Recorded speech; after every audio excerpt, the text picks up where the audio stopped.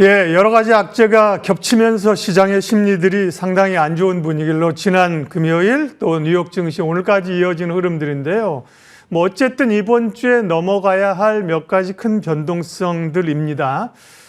시장 전략들 특별히 그 가운데서 또 우리가 관심을 가져야 될 곳들 모닝 전략 이어가겠습니다. 정헌정 하나투자증권 강남 WM센터 부장 연결돼 있습니다. 안녕하세요. 네, 안녕하십니까? 네, 시장은 뭐 전체적으로는 상당히 위축되어 있는 국면이고 거래대금도 상당히 떨어져 있는 상황입니다. 적극적인 공략은 사실 어렵긴 합니다만 그래도 우리가 이제 아이디어를 찾아봐야죠. 오늘 시장의 핵심 키워드 세 가지를 가지고 시장을 분석할 텐데요. 첫 번째 내용입니다. 조정받는 조선주, 네, 공매도에 대한 우려가 있는 섹터이죠. 그런가 하면 트럼프 수혜이기도 합니다. 조선주는 사실 최근에 좀 조정을 받기도 했는데 오늘은 또 종목별로 오르기도 합니다. 조선주는 리스크 관리를 해야 합니까? 기회입니까? 일단 시장이 많이 약하게 시작을 했습니다. 그래도 좀 다행인 점은 시간이 좀 지나면서 2,500선을 회복하면서 그래도 좀 낙폭을 좀 줄이는 그런 모습이 나왔고 그 중에 이제 이 종목이 플러스로 바뀌는 종목들, 그러니까 마이너스로 시작을 했지만 시장이 소폭 반등을 하면서 이 조선 쪽 종목들도 일부 종목들은 이제 플러스로 바뀌는 그런 모습이 나왔는데 일부 공매도 관련해서 약간 우려스럽다는 얘기도 있긴 했었지만 그래도 오늘 같은 경우에는 안 좋은 시장 속에서도 그래도 조금 이렇게 빛이 나는 그런 모습을 보이고 있는 것 같습니다. 하나오션도 한 2%대, 현대미포도 한 4% 후반대 상승을 하고 삼성중공업 또 약보합 정도, 한국조선해양도 지금 보합선까지 올라온 모습 나오면서 지금 분위기는 안 좋은 시장 속에서 약간 조금 분위기를 반전을 지금 꾀하고 있는 그런 모습인 것 같고 특히 이제 조선 쪽 같은 경우에는 최근 한 3월 중순 이후부터 좀 낙폭이 좀 있었습니다.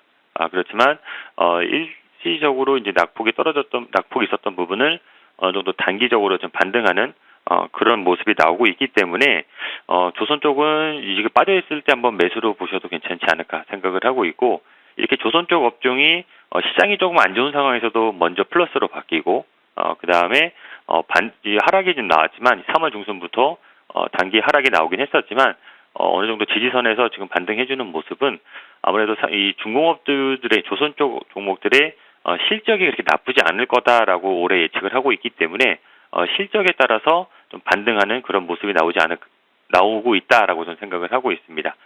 삼성중공업 같은 경우에도 지난해 대비해서 올해 실적도 좋아지고 내년도 좋아지고 하나오션, 현대미포, 한국조선해양 이런 대부분 종목들이 어쨌든 이 미국 쪽과 관련된 수혜 기대감도 있을 뿐만 아니라 실적에 대한 성장하는 모습이 숫자로 나와지기 때문에 그런 측면에서 이렇게 좀 어려울 때일수록 조금 이 기본으로 갔었을 때 실적이 성장하는 그런 종목이다라고 생각을 하시고 조금 포트에 좀 담아가시는 것도 그렇게 위험한 전략은 아니다라고 생각을 하고 있습니다. 예, 그러게요. 대표적으로 사실 조선이나 방산이 공매도의 1차적인 타겟이 되지 않겠냐는 생각과 함께 그렇지 않을 수도 있다는 이제 반대 시각이 있는데 첫 번째 생각하는 1차 타겟이 될 거라는 생각과 좀 달리 갑니다. 방산도 그렇고요. 조선이 오늘 상대적으로 강한데 시장도 보면 코스피보다 지금 코스닥이 낙폭을 많이 줄이거든요. 그거를 조선에 대입해 보면 대형 조선사보다는 기자재, 피팅업체 이런 쪽이 조금 더 나을까요? 지금 시장 흐름에서는?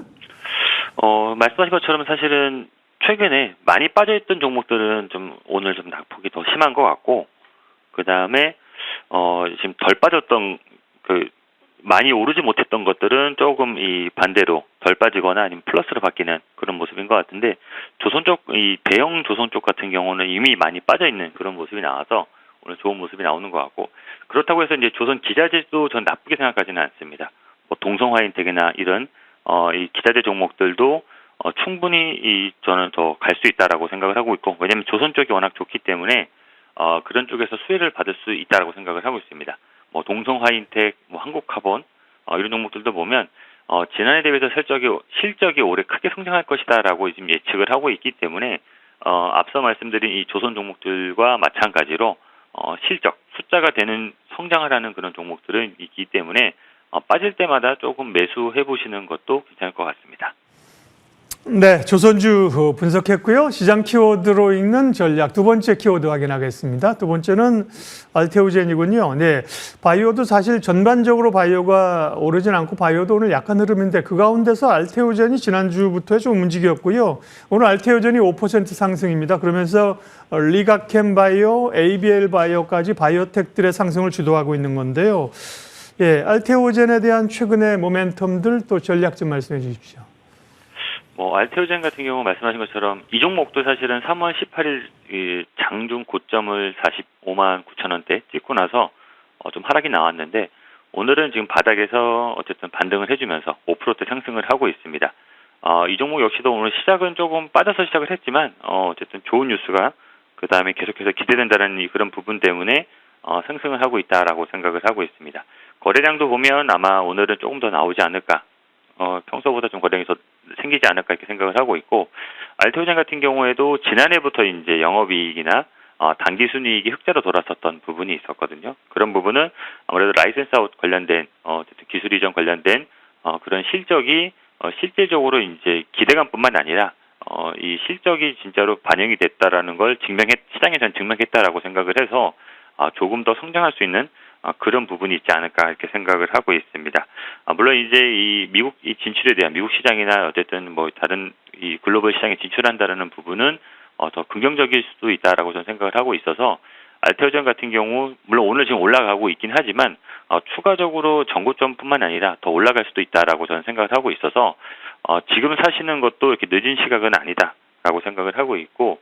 알테오젠이 물론 이제 오늘 시장을 이끌어가는 코스닥에서 시가총액이 제일 큰 종목인데 이 바이오 종목 대표로 올라간다고 가면서 다른 종목들도 이끌어가고 있긴 하지만 저는 약간 조심해야 된다라는 게 지금같이 좀 시장이 조금 불안전한 상황에서는 대형주가고 그다음 몇 개 종목이 따라간다고 해서 모든 바이오 종목이 따라갈 거다라고 생각하지는 않거든요. 알테오젠이나 뭐 가는 종목들은 뭐 이슈가 있거나 아니면 좋은 뉴스가 있어서 호재성 뉴스가 있어서 간다라고 보고 있고. 바이오 업종 내에서도 이 종목별로 어쨌든 이게 옥석 가리기가 계속 될 거다라고 보고 있기 때문에 알테오젠이 가기 때문에 다른 종목들, 비슷한 종목들을 추가 매수하시는 그 전략보다는 실제적으로 호재성 뉴스가 있거나 아니면 실적이 되거나 이런 알테오젠 같은 종목들 위주로만 접근하시는 게 맞을 것 같습니다. 네, 그러니까 바이오 전반적인 그 긍정적인 시각은 아니십니다. 좀 조심할 필요가 있다는 상황이시고요. 시장 영향을 받으니까요. 그러나 뭐 일부 종목들은 접근해 볼 만하다. 알테오젠은 지금 주가는 37만 원 정도이고요. 정확히는 36만 9,500원이지만 37만 원 잡고 우리가 잘 알고 있는 그 신한에서의 목표가가 한 73만 원까지 나와 있지 않습니까? 물론 이제 제약 애널리스트는 아니시기 때문에 뭐 기술적으로든 수급상 알테오젠이 간다고 하면 상승 여력은 얼마나 있다고 보세요? 물론 이제 말씀하신 것처럼 제가 이제 목표가까지 이제 정한다, 뭐 목표 주가 이렇게 얘기하기 좀 어렵긴 하지만 1차적으로는 이 얼마 전에 갔었던 40만 원 중반대 가격까지는 한번 단기간에 다시 한번 올라갈 수 있다라고 보고 있어서 지금 들어가도 한 뭐 8만 원 정도대 상승하고 있기 때문에 한 20% 이상의 좀 수익을 챙길 수도 있다라고 저는 생각을 하고 있어서 1차 목표가는 40만 원 중반대로 한번 잡아보시는 것도 괜찮을 것 같습니다. 네. 키워드로 읽는 시장의 머닝 전략 다음 키워드 또 종목인데요. 보겠습니다. 다음은 크래프톤이군요. 사실은 게임주 가운데서 진지게 이미 꾸준히 올라왔던 게 이제 크래프톤이고 실적이 뒷받침이 됐었죠. 그동안 그러나 이제 배틀그라운드라는 소위 이제 원 게임 리스크가 있었는데 새로운 게임이 좀 나온 것 같군요. 인조이라는 건데요. 어떻게 평가하세요? 네.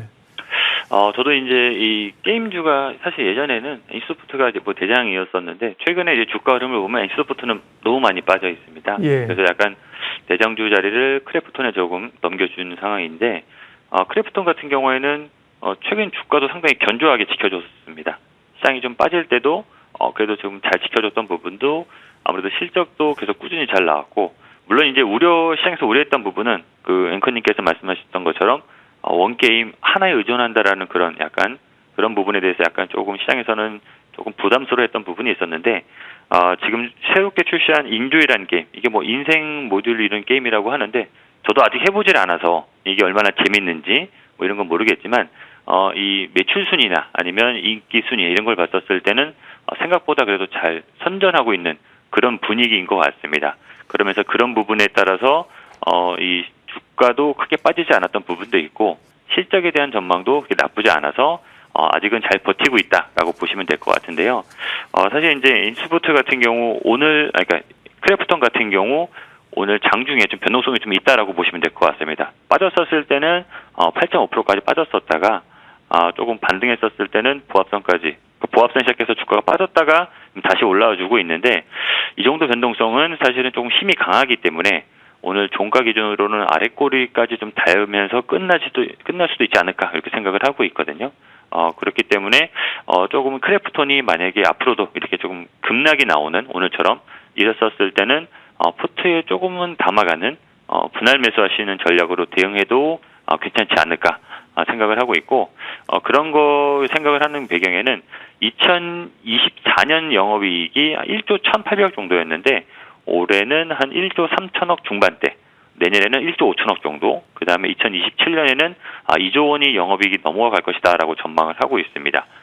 게임 회사다 보니까 매출 대비 영업이익률이 상당히 좋은 편인데 이 회사는 어쨌든 그런 기조를 계속해서 끌고 갈 수 있다라고 시장에서 전망을 하고 있어서 실적이 이렇게 계속 꾸준히 잘 나오고 성장하고 있다라고 하면 주가도 뭐 단기 부침은 있겠지만 계속해서 어쨌든 우상향할 수 있다라는 그런 자신감이 좀 있는 그런 종목이기 때문에 빠질 때마다 조금 분할 매수하시는 전략 권해드리고 싶습니다.